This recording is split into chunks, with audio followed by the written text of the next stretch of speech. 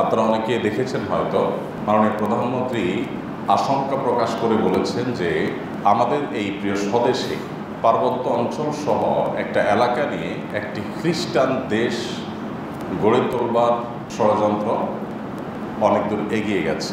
Chittagong, Myanmar, এখানে একটা খ্রিস্টান স্টেট বানাবে, বে অফ বেঙ্গলে একটা ঘাঁটি করবে, এয়ারবেস করে কার উপর হামলা করবে, এই জায়গাটার উপরে অনেকেরই নজর, সেটা আমি হতে দিচ্ছি না। অবাক করা ব্যাপার হলো, গেল 2 দশক ধরে, প্রায় 20 বছর ধরে এদেশের আলেম সমাজ প্রতিনিয়ত যে কথা বলে আসছিলেন, অনেক সময় আমরা মনে করছি হুজুররা কত কিছুই তো বলে, হুজুররা মাথা মোটা, আমরা একটা খারাপ কথা হুজুরদের শুনে দিছি।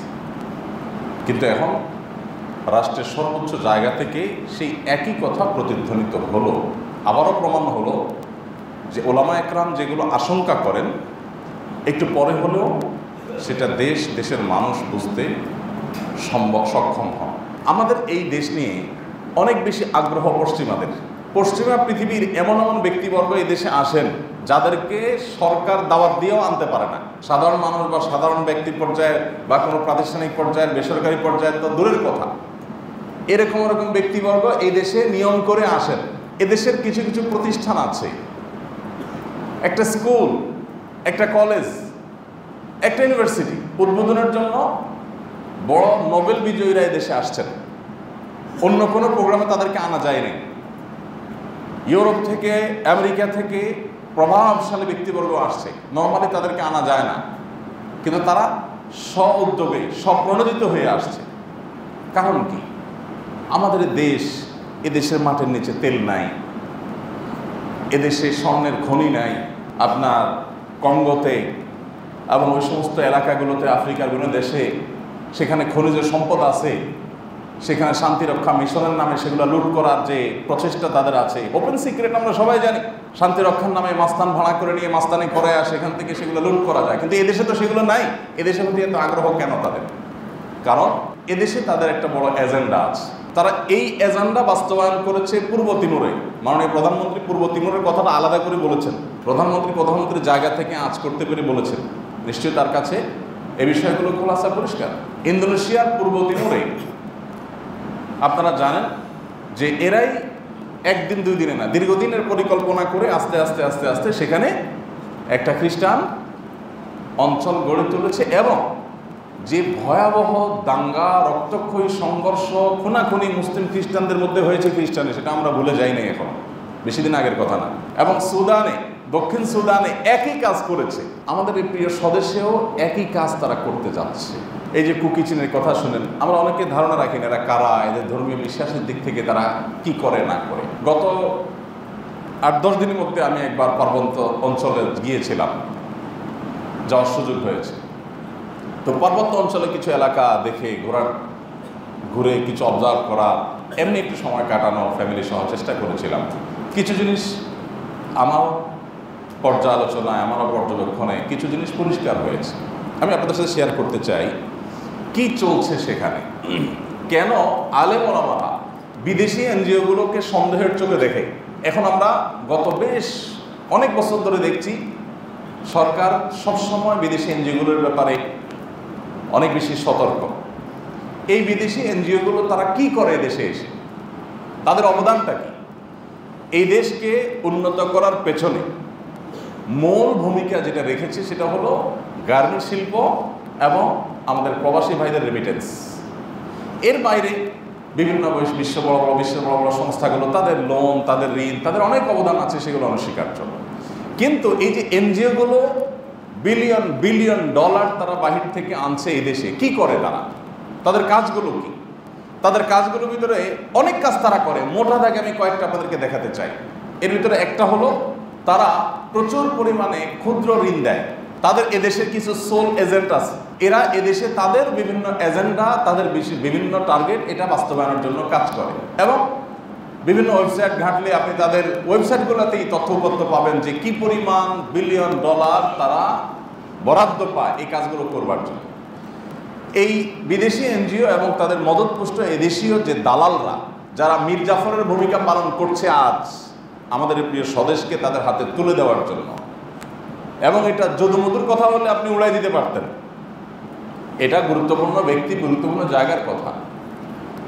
তো তাদের মৌলিক কাজগুলোর ভিতরে আপনারা লক্ষ্য করেছেন নিশ্চয়ই, এনজিওগুলো দেখবেন গ্রামে গ্রামে ঘরে ঘরে গিয়ে মেয়েদের মধ্যে অনেক ধরনের সচেতনতামূলক কাজ করে। তাদের ভাষায় সচেতনতামূলক কাজ। এই সচেতনতামূলক কাজের ভিতরে একটা হলো যে তাদের একটা বড় প্রচেষ্টা হলো যে মেয়েদের এবং ছেলেদেরও, ছোট বাচ্চাদের বিশেষ করে তারা টার্গেট করে তাদের বিভিন্ন লাজ লজ্জা ভেঙে দেয়। মানুষ তার অস্তিত্ব এবং স্বকীয়তা টিকে থাকে সংস্কৃতি, ধর্ম, এই সমস্ত বিষয় দ্বারা।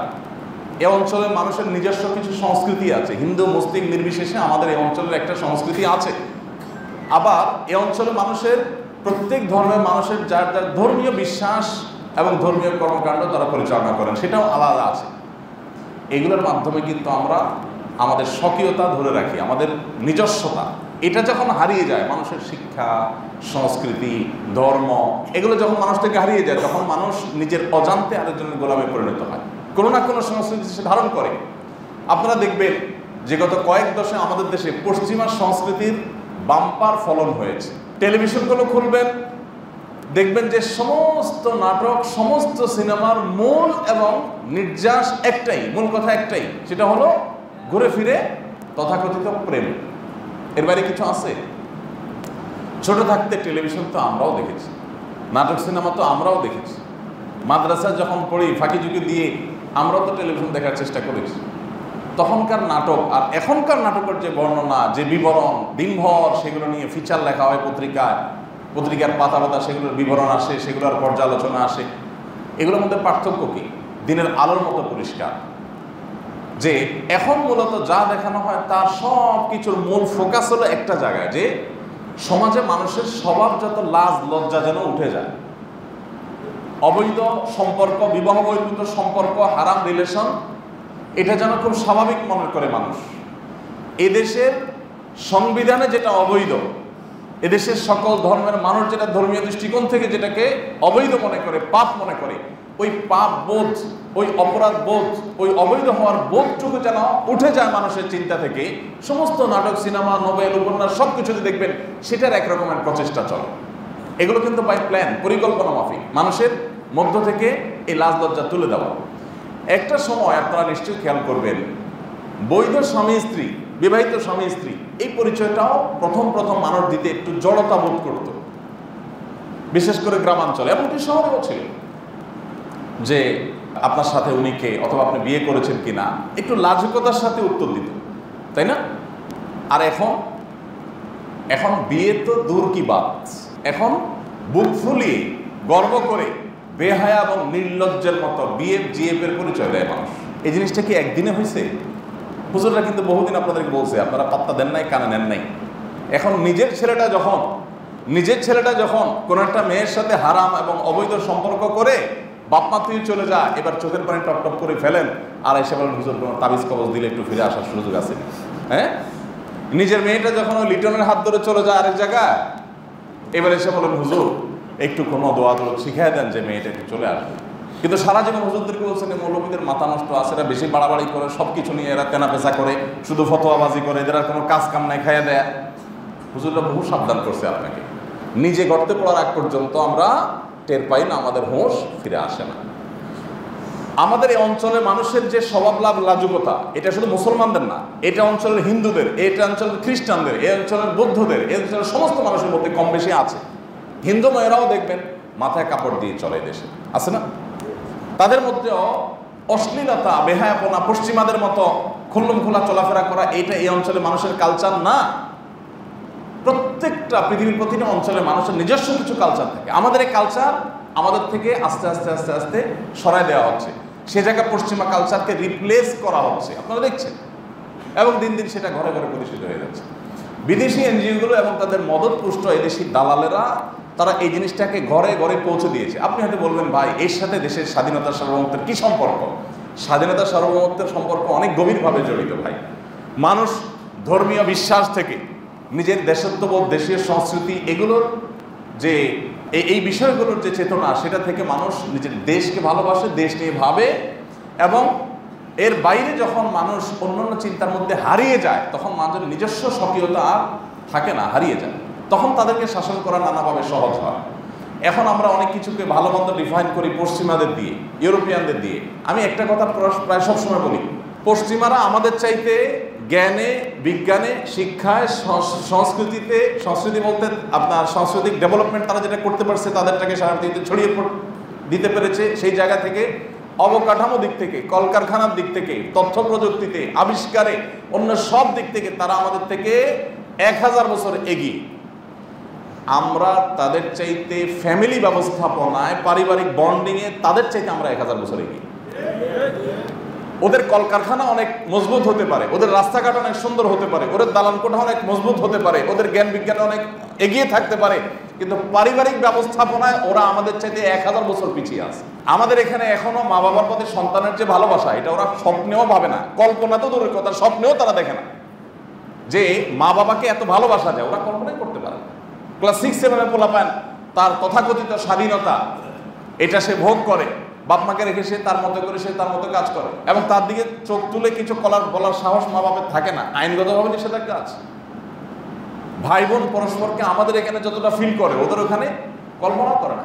স্বামী স্ত্রীর মধ্যে এখনো আমাদের সমাজে দাম্পত্য কলহ চলছে, নানা রকমের আমাদের ক্রাইসিস যাচ্ছে, ফ্যামিলি ক্রাইসিস। এত কিছুর মধ্যেও আমাদের স্বামীরা স্ত্রীকে, স্ত্রীরা স্বামীদেরকে যতটা ভালোবাসেন, যতটা অন করেন, এদেশের ম্যাক্সিমাম পরিবারে এখনো স্বামীকে ছাড়া স্ত্রী, স্ত্রীকে ছাড়া স্বামী কল্পনা করতে পারে না। এখনো পর্যন্ত একে অন্যকে এত ভালোবাসেন যে মরণ পর্যন্ত দুজনের হাত ধরে জীবনটাকে কাটিয়ে দিতে চান। পশ্চিমারা এগুলো ওরা স্বপ্নে ওগুলো ভাবতে পারে না, কল্পনা ওরা করতে পারে না। কারণ এক একজনের পুরুষের 3টা করে 4টা করে গার্লফ্রেন্ড, আর মহিলাটার 3টা করে 4টা করে বয়ফ্রেন্ড। আমি প্রায় সময় আপনাদেরকে বলি, আপনারা ফেসবুক, সোশ্যাল মিডিয়াতে দেখবেন কিছু অ্যাপসের অ্যাডভার্টাইজ দেওয়া হয়।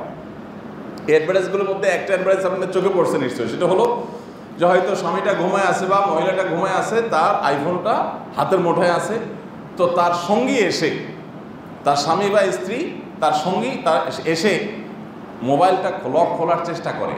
লক খুলতে পারলেও হোয়াটসঅ্যাপ অ্যাপ, মেসেঞ্জার অ্যাপ এগুলো খোলার চেষ্টা করে, কার সাথে চ্যাটিং করে একটু দেখতে চায়, চেক করতে চায়, কিন্তু করতে গিয়ে দেখে হয় না। অর্থাৎ অ্যাপটা এত উন্নত যে এটা এমনভাবে লক করে রাখছে যে ওই লোক ছাড়া কেউ খুলতে পারবে না। এই যে অ্যাডভার্টাইজটা দিচ্ছে, অ্যাডভার্টাইজটার মধ্যে আপনারা পরিষ্কার একটা বার্তা পাচ্ছেন কিনা, তাহলে তাদের মধ্যে অবিশ্বাসটা কোন লেভেলে চলে গেছে যে খুল্লম খোলা অ্যাডভার্টাইজ দিয়ে নিজের অপকর্ম ঢাকার ব্যবস্থা নিশ্চিত করছে যে হ্যাঁ তোমার অপকর্ম তুমি আকাম করবা তলে তলে, একটা ঢাকার জন্য অ্যাপ এইভাবে লক করা যায়, তোমার বউ খুলতে পারবে না, তোমার আকাম দেখতে পারবে না, তোমার স্বামী দেখতে পারবে না, তোমার আকাম কেউ দেখতে পারবে না। বাংলাদেশে এখনো পর্যন্ত পারিবারিক ব্যবস্থা ওদের চাইতে আমরা 1000 বছর এগিয়ে আছি। তারা আমাদের সেটাকে ধ্বংস করবার জন্য এখানে অবাধ যৌনাচার এনেছে, অবাধ যৌনাচার, যার যা খুশি করো। আমাদের যারা আইন প্রণয়ন করে তাদের মাথা নষ্ট করে, তাদেরকে ভুল বুঝিয়ে, তাদেরকে বিভ্রান্ত করে এবং স্বার্থান্বেষী মহলকে টাকা দিয়ে কিনে এই সমস্ত অখাদ্য, কুখাদ্য, অপসংস্কৃতি এগুলো আমাদের সমাজে তারা ঢুকেছে। বিদেশি এনজিওগুলো নিয়ে আমাদের মাথা ব্যথা কখনো আমরা করিনি, আমরা কখনো ভাবি নাই তারা কি করে। আপনারা একটা জিনিস লক্ষ্য করেছেন যে অতি সম্প্রতি পাঠ্যপুস্তক নিয়ে যে সমালোচনা চলছে, ঝড় চলছে, সেখানে বইয়ের নাম হলো স্বাস্থ্য সুরক্ষা বই। দেখেন, স্বাস্থ্য সুরক্ষা বই পড়ানো হচ্ছে কি? নিরাপদ স্পর্শ। কি নিরাপদ স্পর্শ? যে একটা ছাত্র, একটা ছাত্রী একজন আরেকজনের গায়ে হাত দিবে, টিচার গায়ে হাত দিবে, এটা কিছু মনে করা যাবে না, কোনো সমস্যা নেই। এক ছেলে আরেকটা মেয়ের সাথে তার হারাম সম্পর্ক হয়ে গেছে, বাপ মা কড়াকড়ি করছে, আর স্কুলে যেতে দেয় না, কেন ওখানে গেলেই সে এই সমস্ত অপকর্মে জড়ায়। তো এই জন্য বাপ মার গোষ্ঠী উদ্ধার করা হয়েছে, বইয়ে ভৎসনা করেছে, বাপ মা খুব খারাপ কাজ করছে, তার স্বাধীনতা তাকে দেওয়া উচিত, অর্থাৎ সে আকাম করতে দেওয়া উচিত তাকে। এ নাকি স্বাস্থ্য সুরক্ষা। এগুলো কিন্তু আমি কোনো বক্তব্য শুনে আর ফেসবুক দেখে বইয়ের পাতা, বই কিনে বইয়ের পাতা পড়ে পড়ে তারপর বলতেছি আপনাদের। এগুলো কিন্তু এমনি এমনি হয় না। এই আমাদের বই যারা লিখছে তাদের পেছনে ইনভেস্ট করে কিভাবে এগুলো ঢুকানো হয়েছে, কারা ঢুকানো হয়েছে, ওপেন সিক্রেট, এখন সবাই জানেন এগুলো। এরাই আমাদের এই দেশটাকে, এদেশের স্বাধীনতাকে ধ্বংস করে তারা এদেশের মধ্যে একটা বিষ ফোঁড়া তৈরি করতে চাচ্ছে পার্বত্য অঞ্চলে। বার্মার কিছু এলাকা, আমাদের কিছু এলাকা নিয়ে তারা এখানে বিষ ফোঁড়া করতে চাচ্ছে। 20 বছর আগে পার্বত্য অঞ্চলে যেখানে 12,000 উপজাতি, এই গত 20 বছরে 12,000 উপজাতি খ্রিস্টান ধর্ম গ্রহণ করেছে। কতজন? 12,000 উপজাতি গত 20 বছরে খ্রিস্টান ধর্ম গ্রহণ করেছে। উপজাতীয়রা কি ঐতিহ্যগতভাবে খ্রিস্টান ধর্মের অনুসারী? আমাদের পাহাড়ি যারা, এই পাহাড়িরা কি ঐতিহ্যগতভাবে ইতিহাসগতভাবে তারা কি খ্রিস্টান ধর্ম অনুসারী? তাহলে কোত্থেকে 12,000 খ্রিস্টান আসলো হঠাৎ করে? এমনি বাতাসে হয়ে গেছে? এখানে খ্রিস্টান মিশনারিগুলো কাজ করেছে, তাদের এজেন্ডা নিয়ে আসছে, পশ্চিমারা এখানে আসছে, আসলেই তলে তলে গোপনে তারা ওইদিকে চলে যায়। আমি গত 10 দিন আগে যখন যাচ্ছিলাম কাপ্তায়ে গেলাম, চেকপোস্টে দেখি আটকায়, শুধু আটকায়। তো এক জায়গায় গাড়ি থামায়, আমি এক সদস্যকে, চেকপোস্টের ডিউটির সদস্য জিজ্ঞেস করলাম, ভাই কি খোঁজেন এত? এই হুজুর মানুষ, আমাদের গাড়িতে কি আছে? না হুজুর, আপনারা তো আমরা চিনি, কোনো অসুবিধা নেই, আমরা দেখতেছি কোনো বিদেশি আছে কিনা। আমি তো অবাক হয়ে গেছি, বিদেশি খুঁজবে কেন? বিদেশি লোকেরা তাড়াতাড়ি ছাড়বে, পর্যটন এরিয়া, পর্যটক টানবে। কিন্তু ওনারা জানেন যে এরা ষড়যন্ত্র করবার জন্য এদেশে সেবার নাম দিয়ে এসে ওই জায়গা গিয়ে তাদের মিশন বাস্তবায়ন করতেছে, তলে তলে তাদেরকে ট্রেনিং দিচ্ছে, অস্ত্র দিচ্ছে, তাদেরকে ধর্মান্তরিত করছে, করে তারা প্রস্তুত করতেছে। পূর্ব তিমুর ঘোষণা করেছে আপনার ইন্দোনেশিয়া, আর দেখে দক্ষিণ সুদানে, ওরকম আমাদের দেশে। আমরা তো ঘুমায় আছি, এই সমস্ত কথা আমাদের কানে নেওয়ার সময় নাই। প্রত্যেকে যার যার চাচা আপনার জান বাচ্চা খেয়ে পড়ে ভালো আছে। ধ্বংস নিজের বুকে এসে পড়ার আগ পর্যন্ত আমাদের হুঁশ হয় না। এই এনজিওগুলো, এই বিদেশি মদতপুষ্ট সংস্থাগুলো, তারা আমাদের দেশে বসে ঘরে ঘরে সুদের বীজ ঢুকেছে না ঢুকায় নাই? আপনি গ্রামাঞ্চলে আপনি যান, টাকার কোনো অভাব নেই, আপনি যেই হন না কেন আপনি লোন পাবেনই পাবেন, আপনার কিচ্ছু থাকার দরকার নেই। সেটা হলো সুদের লোন। আপনাকে সুদের কিস্তিতে টাকা দিবেই দিবে। আপনি জীবনে মরে যান, আপনারা কেউ এসে মুখে একটু পানি দিবে না, আপনার একটা ওষুধ দিবে না কেউ এসে, আপনাকে ফ্রি কেউ এসে কোনো সেবা করবে না, আপনার অন্য কোনো একটা ক্ষতি হবে সেখান থেকে আপনাকে কেউ বাঁচাতে আসবে না।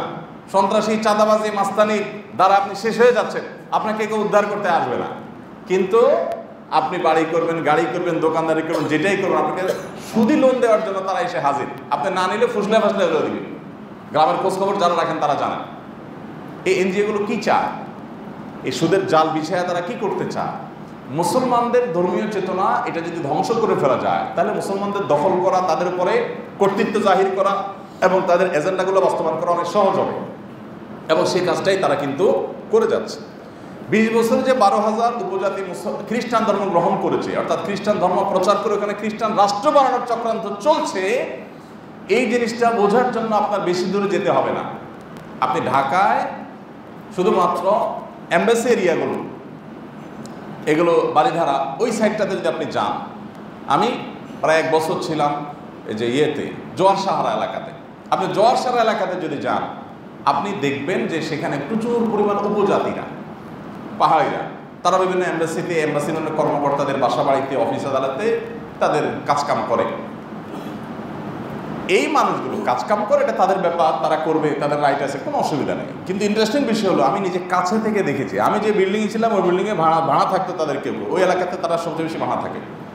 তারা ধর্মে কি জিজ্ঞেস করলাম, কথা বললে বোঝা যায় ধর্মের সব খ্রিস্টান।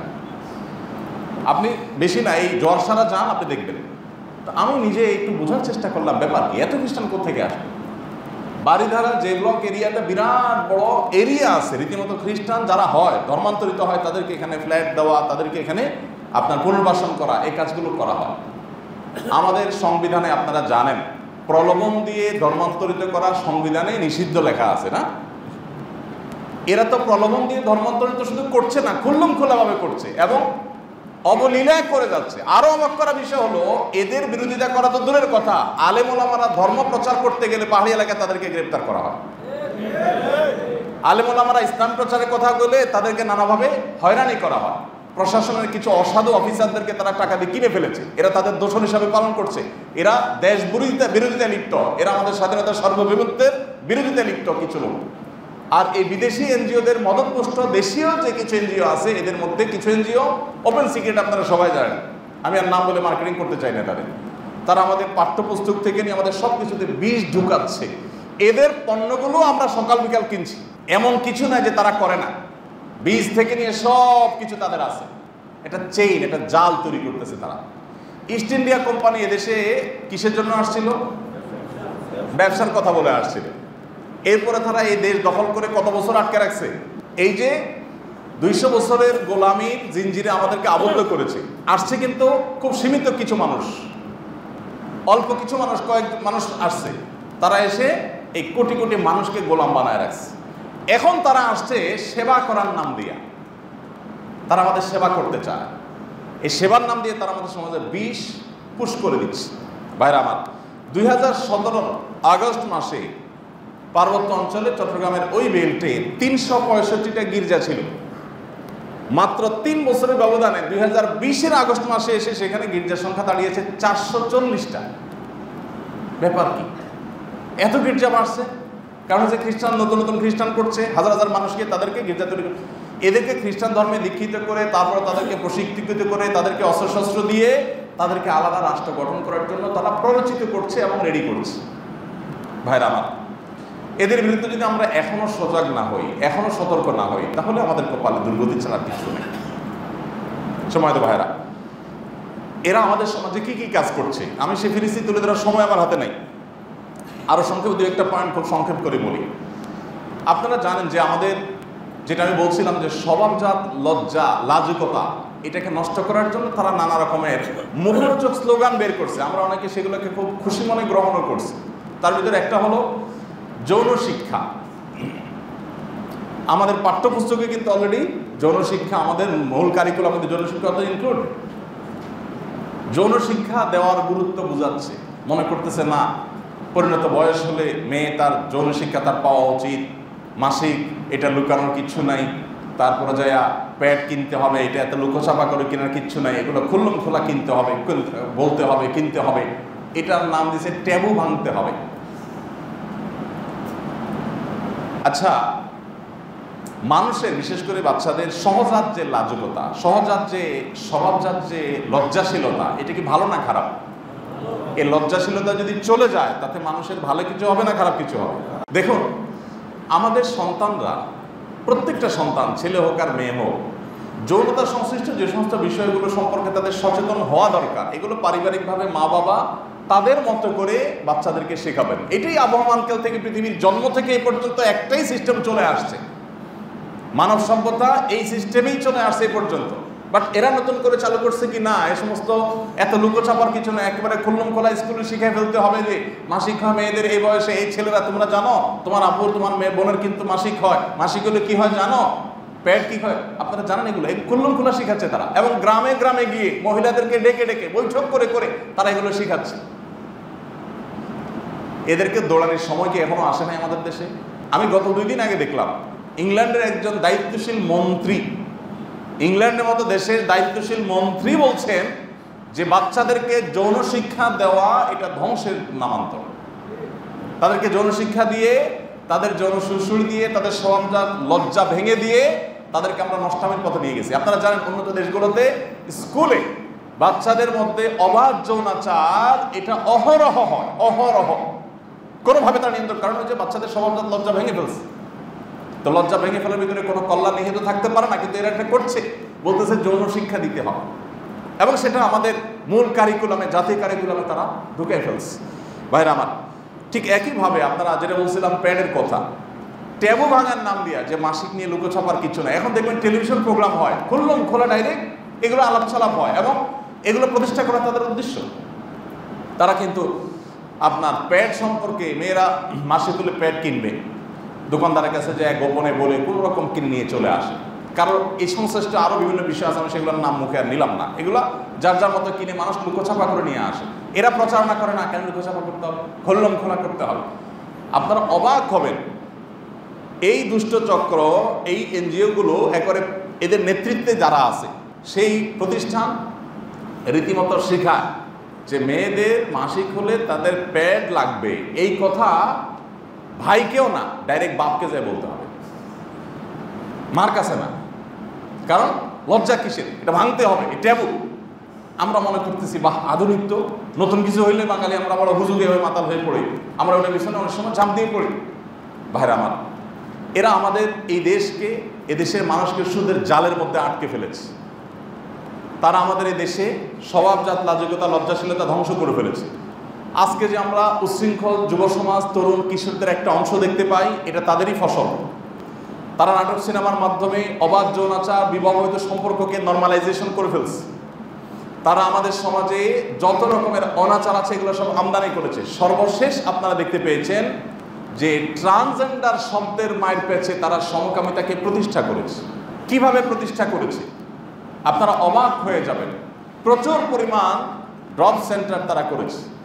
সমকামিতার কাজ নিরাপদে করবার জন্য বিভিন্ন ক্লিনিক খুলে খুলে সেখানে স্বাস্থ্যসেবার নাম দিয়ে সেখানে তারা সেই আয়োজন করছে। এবং গতকাল না পরশু বোধহয় দৈনিক ইত্তেফাকের একটা রিপোর্ট দেখছিলাম যে যেভাবে ছড়িয়ে পড়ছে ভয়াবহভাবে বাংলাদেশের সমকামিতা, পশ্চিমা দুনিয়ার মানুষেরা তারা পেরেশান এই সমস্ত বিষয়গুলো। অভিভাবকরা, প্যারেন্টসরা রীতিমতো পেরেশান ছেলে মেয়েদের বিষয়গুলো নিয়ে, যে তাদের ছেলে মেয়েকে তারা কিভাবে নিয়ন্ত্রণ করবে, সমকামিতা থেকে বাঁচাবে। কেউ একজন বলছিলেন যে ওই সমস্ত দেশে, ওই সমস্ত এলাকায় কোনো অভিভাবক যখন টের পায়, অভিভাবক নিজে প্র্যাকটিসিং 5 ওয়াক্ত নামাজ রোজা করে, এই অভিভাবক যদি জানে তার ছেলেটা কোনো মেয়ের সাথে অ্যাফেয়ার্সে গেছে, হারাম সম্পর্কে গেছে, ওই নামাজি মানুষটাও আলহামদুলিল্লাহ বলে, আল্লাহ শুকর আদায় করে। ব্যাপার কি? হারাম রিলেশনে গেছে, অবৈধ সম্পর্কে গেছে, বাবা তো নাউজুবিল্লাহ বলবে। নাউজুবিল্লাহ না বলে নাকি? সবার কথা বলছি না, কোনো কোনো ক্ষেত্রে এরকম হয় যে কোনো কোনো অভিভাবক আলহামদুলিল্লাহ বলে। কেন আলহামদুলিল্লাহ বলে? আলহামদুলিল্লাহ এই জন্য বলে যে সে অন্তত গে হয় নাই। বুঝলেন না কথা? সে সমকামী হয় নাই। সমকামী হবে কিনা এটা নিয়ে ভয় ছিল। আমার একান্ত পরিচিত বাংলাদেশি প্রবাসীদের অনেকে আছে, আমেরিকা প্রবাসী একজন আছেন আমার পরিচিত, বললেন যে তারই নিয়ারেস্ট আত্মীয় ছেলেটা সমকামী হয়ে গেছে, মা বাবার কান্নার কোনো শেষ নেই। এই মা বাবা জীবনে কোনোদিন নাতি নাতনির চেহারা দেখবে না। ভাইরা আমার, এই অসভ্যতা তারা এখন আমাদের সমাজে ছড়াচ্ছে। এদের বিরুদ্ধে আমাদের সোচ্চার হতে হবে, সজাগ হতে হবে এবং তাদের ষড়যন্ত্রগুলোকে আমাদের নস্যাৎ করতে হবে। আল্লাহ তাআলা আমাদের প্রিয় ভূমিকে, প্রিয় মাতৃভূমিকে সকল ষড়যন্ত্র থেকে আল্লাহ তাআলা হেফাজত করুন। আলেম ওলামা আপনাদেরকে যে বিষয়গুলো সতর্ক করেন, ওলামা একরাম তারা তাদের দায়িত্বশীলতার জায়গা থেকে সতর্ক করেন। তারা আমাদের কল্যাণ চায়, সেজন্য সতর্ক করেন। এর বাইরে আর কিছু না। আমরা যদি সতর্ক না হই, আমরা যদি নিজেদেরকে সংশোধনের পথে আনতে না পারি, তাহলে সেক্ষেত্রে আমাদের ধ্বংস অনিবার্য হয়ে যাবে। আমরা তাদের সকল ষড়যন্ত্র থেকে সতর্ক থাকবো। আমাদের অনেকে আছেন খুব পাতলা চিন্তা করেন। কীরকম পাতলা চিন্তা? অনেকে বলেন যে ভাই, যেমন আজকে একজনের সাথে আমি আলাপ করছিলাম কোনো একটা টেলিভিশন চ্যানেলে সকালে, তো বলতেছিল যে ভাই কি বলেন এগুলো, আমরা দেখি ইউরোপ আমেরিকাতে গির্জা কিনে কিনে মসজিদ হচ্ছে, ওদের গির্জাগুলো বিক্রি করে দিচ্ছে, মুসলমানরা কিনে কিনে সেগুলা মসজিদ বানাচ্ছে। খ্রিস্টানরা দলে দলে মুসলমান হচ্ছে, অন্য ধর্মে চলে যাচ্ছে, ওদের ধর্মকর্মের পালাই নাই। ওরা আবার এখানে খ্রিস্টান ধর্ম প্রচার করতে কেন যাবে? এটা অনেকে বলেন। এখানে আমেরিকার ইমাম সাহেব আছেন, আমেরিকা প্রবাসী ভাইরাও আছেন আজকে মাশাআল্লাহ, ওনারা সাক্ষী। বহু গির্জা সেখানে কিনে মসজিদ হচ্ছে না, শুধু আমেরিকায় কেন, ইংল্যান্ড সহ পুরো ইউরোপ আমেরিকাতে, আলহামদুলিল্লাহ সেটা ভালো দিক। বাট আমি বলছি যে সেখানে যে এই যে গির্জাগুলো কিনে ফেলছে মুসলমানরা, খ্রিস্টানরা ধর্মের কোনো বালাই তাদের নাই, তারা গির্জা গেলেও ওই কালে বদলে যায়। এখন প্রশ্ন হলো যে সেই ধর্মের মানুষরা আমাদের দেশে কেন আবার তাদের ধর্ম প্রচার করতে আসবে? এটার উত্তর হলো, আমি নিজের চোখে একবার না বহুবার দেখেছি। আপনি আমার সাথে উত্তরবঙ্গ চলেন, ঠাকুরগাঁ, পঞ্চগড়, দিনাজপুর, রংপুর, এই সমস্ত এলাকা আপনি চলেন, আপনার চোখ কপালে উঠে যাবে।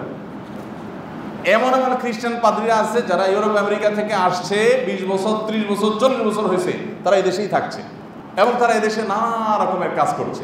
শিক্ষা প্রতিষ্ঠানগুলো, ভালো ভালো শিক্ষা প্রতিষ্ঠানগুলো তারা করে, কারণ জানে যে পোলাপান শিক্ষা প্রতিষ্ঠানে ভর্তি করতে হবে, মুসলমানের ছেলে তাদের প্রতিষ্ঠানে পড়বে, পড়ে তাদের কালচার, কৃষ্টি, চিন্তা এগুলো লালন করে করে বড় হবে, এগুলো করে বোমার মতো কাজ করবে।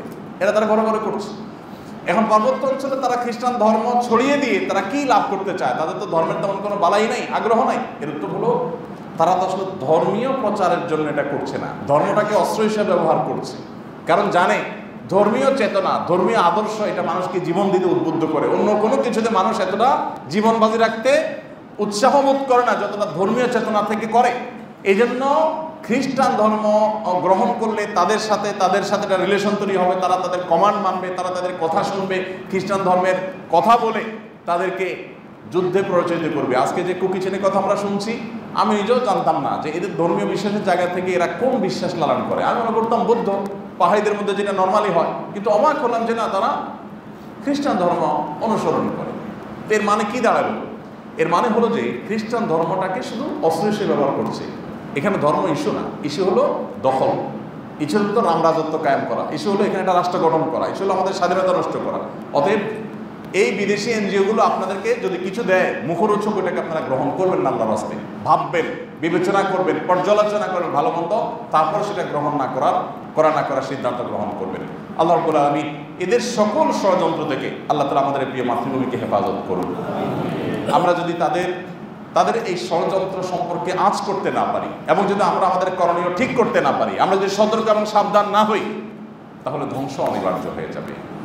আল্লাহ তাআলা আমাদের সবাইকে দ্বীনি যে চেতনা, ধর্মীয় যে চেতনা, সেটা আমাদের প্রত্যেককে যার যার মধ্যে ধারণ করার তৌফিক দান করুন। জাযাকুমুল্লাহ খাইর ওয়া আখিরু দাওয়ানা আলহামদুলিল্লাহি রাব্বিল আলামিন। আস-সুন্নাহ ফাউন্ডেশন, উম্মার স্বার্থে সুন্নাহর সাথে।